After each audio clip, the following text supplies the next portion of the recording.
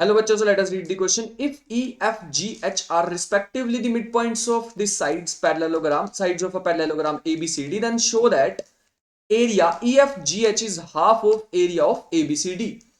तो हमें यहाँ पे कहा हुआ है सबसे फर्स्ट जो हमारे पास इसको अप्रोच करने का क्वेश्चन को मेथड रहेगा वो ये रहेगा कि we should make a diagram for this. तो अगर हम एक यहाँ पे एक पैरेललोग्राम बना लें कुछ ऐसे जिसका नेम रख दें ABCD CD और हमें यहां पे गिवन है कि यहां पर इनके मिड पॉइंट्स भी हमें दिए हुए हैं।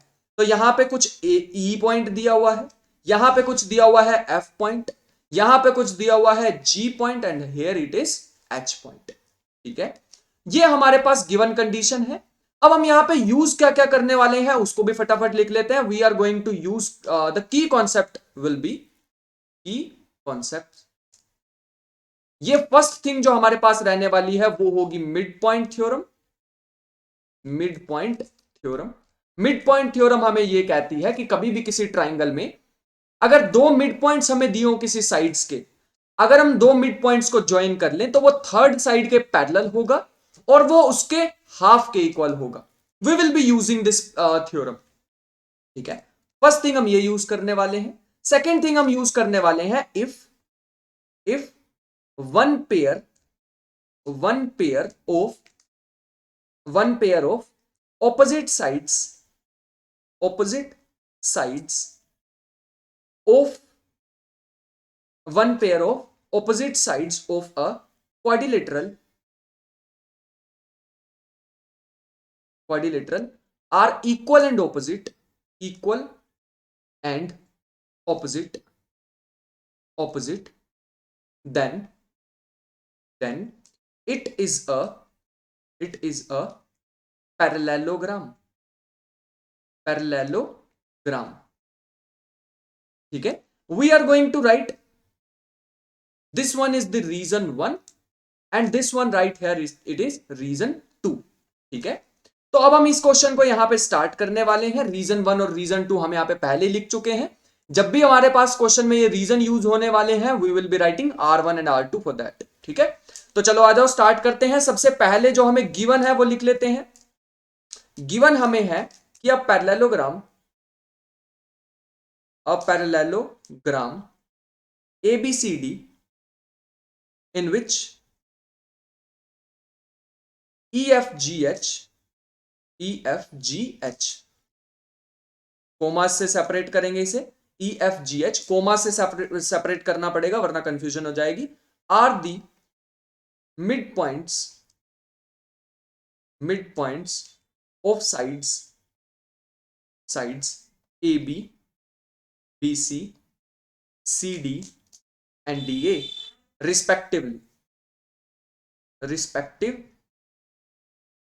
ठीक है, तो ये हमारे पास है। टू प्रूव भी लिख लेते हैं कि प्रूव करना क्या है वरना बिना गोल के भटकते रहेंगे।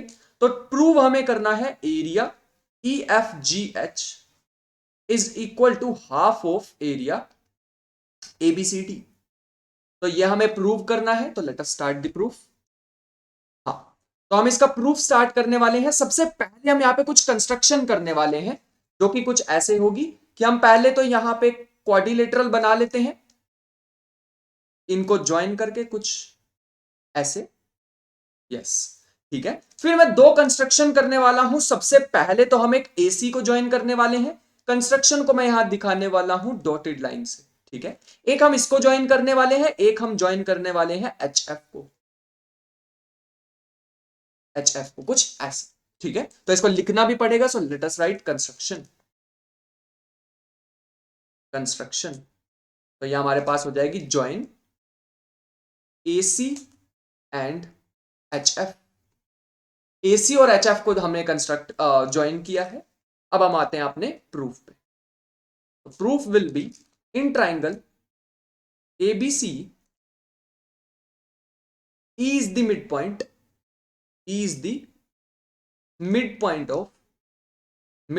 of AB। ये तो अभी हमने बताया तुम्हें। AB के जो मिड पॉइंट है वो नेम हमने दिया है E and we can also write F is the mid point of BC। ठीक है, तो यहां पे अगर हम देख पा रहे होंगे तो ये जो एबीसी हमें ट्राइंगल दिख रहा है एबीसी, इसमें ये जो हमारे पास ई और एफ को ज्वाइन करने वाले ये जो ई एफ पॉइंट है ये मिड पॉइंट्स, क्योंकि ये मिड पॉइंट्स है तो ये जो लाइन ई एफ बनेगी ये पैरेलल होगी एसी के, और अभी अभी मैंने बताया बाय मिड पॉइंट थ्योरम, ये मैं बोल रहा हूं बाय मिड पॉइंट थ्योरम, और ये इसके पैरेलल तो होगी ही साथ ये इसके हाफ के इक्वल भी होगी। तो मैं लिख के दिखाता हूं मैं क्या बोलना चाह रहा हूं, which implies EF is parallel to AC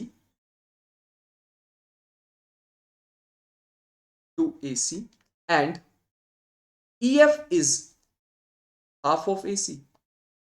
first equation clear. हाँ, उसके बाद सिमिलरली रीजन इसका लिखेंगे हम, we can write the reason. Yes, तो रीजन हम लिखने वाले हैं R1। R1 का मीनिंग होगा यहां पे, तुम इस R1 की प्लेस पे लिखने वाले हो mid point theorem, by mid point theorem. तो हम इसको R1 लिख सकते हैं और we can write it by R1, by reason 1, by R1। ठीक है, नेक्स्ट चलते हैं। ऐसे ही सिमिलरली हम लिख सकते हैं, we can also write similarly in triangle ADC we can show that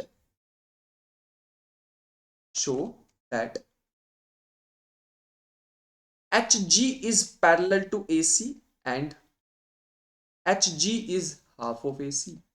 let us say this is equation number 2। मैं दिखा देता हूं, यहां पे जो HG है ये AC के पैरेलल भी होने वाली है बाय मिड पॉइंट थ्योरम, और ये इसके हाफ भी होने वाली है। ठीक है, so again it is reason number 1, will write by reason 1। ठीक है, नेक्स्ट चलते हैं। तो नेक्स्ट हमारे पास क्या होगा, नेक्स्ट हमारे पास होगा क्योंकि हमारे पास आ चुकी हैं तो from 1 and 2, from 1 and 2 we have. तो अब तुम ध्यान से देखो, दो लाइंस हैं, दोनों ही AC के पैरेलल हैं तो वो आपस में भी पैरेलल होंगी। EF is parallel to HG and वो दोनों हाफ ऑफ AC के इक्वल है तो हाफ आपस में भी इक्वल होने वाली है। So we will write EF is equal to HG। ठीक है, अगर किसी भी क्वाड्रिलेटरल में दो साइड्स, दो ऑपोजिट साइड्स पैरेलल और इक्वल होती हैं then it is a parallelogram. ये तो मैंने रीजन 2 में बताया था। तो we will write therefore EFGH is a parallelogram. ठीक है, तो रीजन लिखेंगे बाय रीजन 2, बाय रीजन 2। ठीक है, you will be writing by reason 2 की जगह तुम पूरा रीजन लिख रहे होंगे। ठीक है, सो ओके, तो ये हमारे पास चीज प्रूव हो गई है। Also we can write in quadrilateral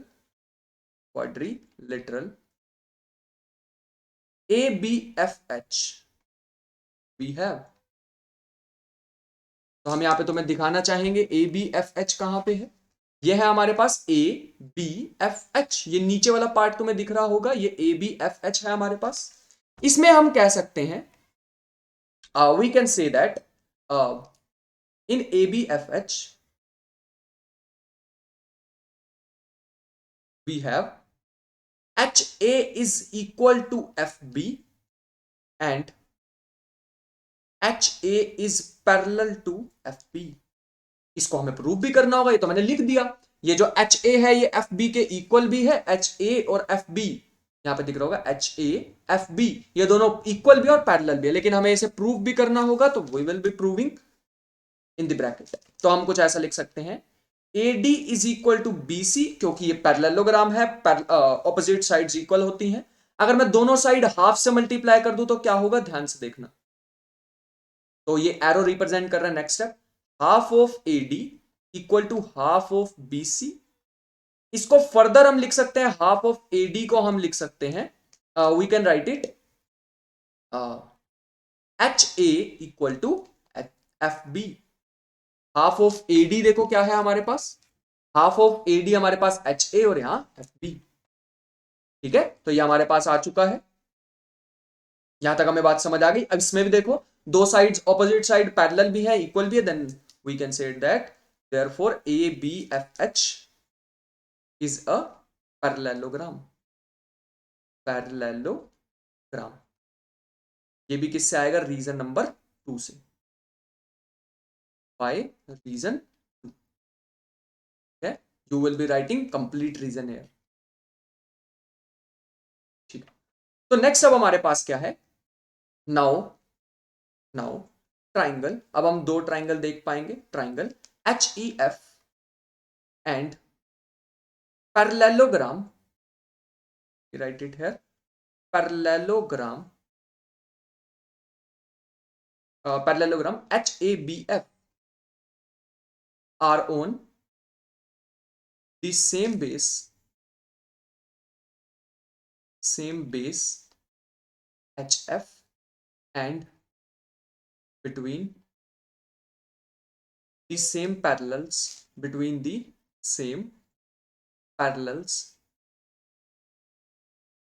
HF and AB। तो मैं तुम्हें दिखाना चाहूंगा दो ट्राइंगल, एक ट्राइंगल देख पा रहे होंगे हम यहाँ पे, ट्राइंगल देख पा रहे होंगे HEF। ये HEF है हमारे पास, देखो ये हमारे पास है HEF और ये हमारे पास है HABF। ये दोनों क्या है? ये दोनों सेम बेस को शेयर कर रहे हैं HF, और पैरेलल्स में दोनों के कॉमन ही शेयर हो रहे हैं HF और AB। इन दोनों के बीच में ये एग्जिस्ट कर रही है दोनों शेप। ठीक है, तो हमें पता है कि जब भी हमारे पास एक ट्राइंगल और एक पैरेललोग्राम सेम बेस और बिटवीन सेम पैरेलल्स होते हैं तो उन ट्राइंगल का एरिया हम लिख सकते हैं half of area of parallelogram. So we will be using that. ठीक है, so we can write therefore area of triangle HEF and is equal to half of area of HAB। ठीक है, तो इसको मान लेते हैं equation number 3। Next we can also write similarly, यही काम हम ऊपर वाले क्वाड्रिलेटरल के लिए भी कर सकते हैं। तो we can write area of triangle HGF is equal to half of area of HFCD। This is equation number 4। ठीक है, सो अगर हम यहां पे अब क्या करने वाले हैं, let us see adding 3 and 4। तो अगर मैं लेफ्ट साइड में लेफ्ट साइड और राइट साइड में राइट साइड ऐड करूं तो लेट्स सी क्या होता है। Adding 3 and 4 we get area of triangle HEF plus area of triangle HGF। तो ये हमारे पास इक्वल आ जाएगा, हाफ कॉमन ले लेता हूं, जब मैं राइट साइड ऐड करूंगा तो दोनों में हाफ आएगा जो कि मैं पहले ही कॉमन ले रहा हूं। Area of HABF plus area of HFCD। ठीक है, सो इसको फर्दर हम लिख सकते हैं, ये हमारे पास ये जो HEF, ये ट्राइंगल HEF प्लस HGF आया है, ये हमारे पास बन जाएगा पैरेललोग्राम का area of EFGH is equal to half of, और ये दो पार्ट्स किसके हैं? HABF और ये HFCD, ये हमारे पास पार्ट्स हैं ABCD के। तो we will write ABCD and this was required to prove, so it is proved। I hope you understood the question well. Thank you and the best of luck।